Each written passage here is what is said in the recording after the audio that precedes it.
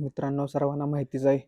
काल जे मैदान झालं वडकीला, त्या मैदानामध्ये काही कारणास्तव बकासूर सेमीफायनलमध्ये पळाला नाही.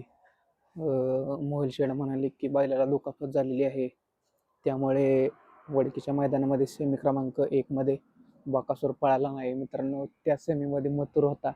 कदाचित संतोष मामा मागच्या एका बाईटमध्ये बोलले होते की ज्या दिवशी मथुर बकासूर एका सेमीत येतील त्यावेळी दोन्हीपैकी एकच नंदी पळेल. कदाचित तो शब्द संतोष शेठ साळुंखे यांनी पाळला असावा, त्यामुळे कदाचित बकासूर त्या सेमीमध्ये पळाला नाही. मित्रांनो, काल घरचीच गाडी होती. महाराज आणि आपला देव बकासूर ही गाडी होती.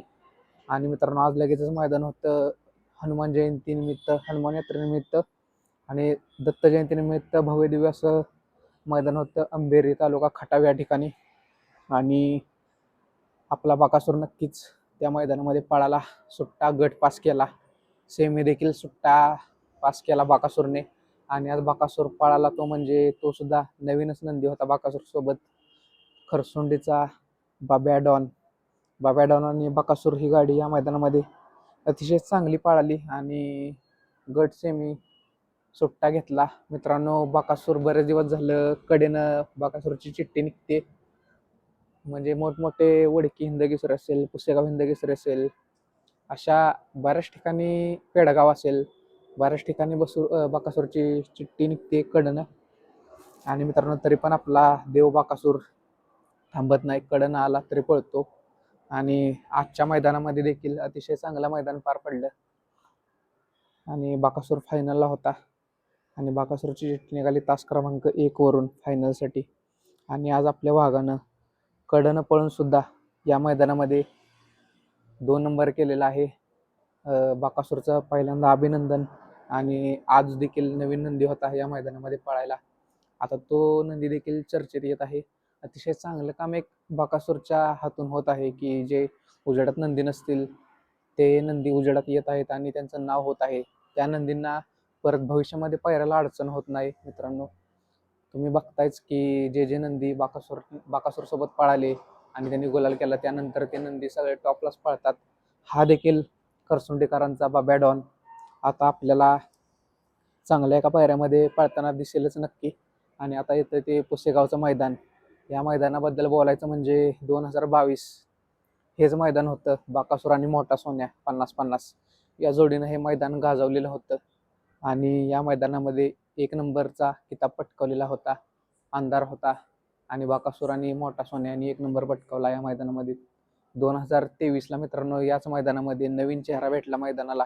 गरिबांची लक्ष्मी, घरणीकीकरांचा राजा आणि त्याच्यासोबत पळालेला हरण्या, द्वारलीचा हरण्या आणि राजा ही जोडी या मैदानामध्ये पळाली.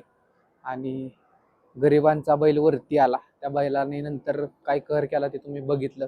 त्यानंतर मित्रांनो, मागच्या वर्षी 2024ला याच मैदानामध्ये पुन्हा एकदा या मैदानाला नवीन चेहरा भेटला. रोमन आणि सरदार ही जोडी या मैदानामध्ये पळाली आणि त्या जोडीने देखील कहर केला. मित्रांनो, 1 नंबरचा पुसेगावचा हिंदकेसरी किताबाचा मान पटकावला. आणि आता येते 2025 ह्या वर्षी आपला वाघ म्हणजे बकासूर तो देखील या मैदानामध्ये नक्कीच मोठ्या तयारीशी येणार आहे. आणि अशा अनेक नंदी आहेत की ते मोठमोठे पैरे करून येतील. परंतु या मैदानाचं वैशिष्ट्य आहे मित्रांनो की नवीन चेहरा भेटतो. कदाचित बकासूर सोबत कोणता नवीन नंदी घातला तर तो 1 नंबर करेल का? तुम्हाला काय वाटतं मित्रांनो, बकासूर सोबत या मैदानामध्ये कोणी पळायला पाहिजे जेणेकरून बकासूर या पुसेगावच्या मैदानाचा 1 नंबरचा मानकरी ठरेल? बरेच मोठमोठे नंदी येणार आहेत. 1200 गाड्यांची नोंद आहे या मैदानामध्ये. आणि 16 तारखेला हे मैदान पार पडतंय.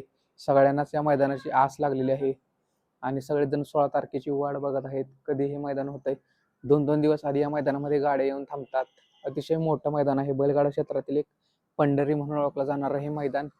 आणि त्याच मैदानामध्ये आपल्याला बकासूर कोणासोबत पळणार आहे मित्रांनो, अजून पायरा आपल्यापर्यंत पोहोचलेला नाही.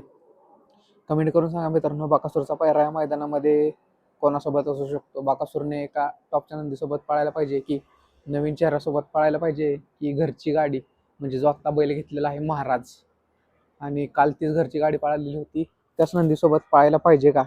मित्रांनो, तुमचं मत सुद्धा खूप महत्त्वाचं आहे यामध्ये.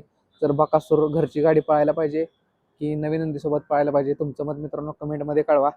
आणि व्हिडिओला लाईक करा, कमेंट करा आणि आपल्या चॅनलला सबस्क्राईब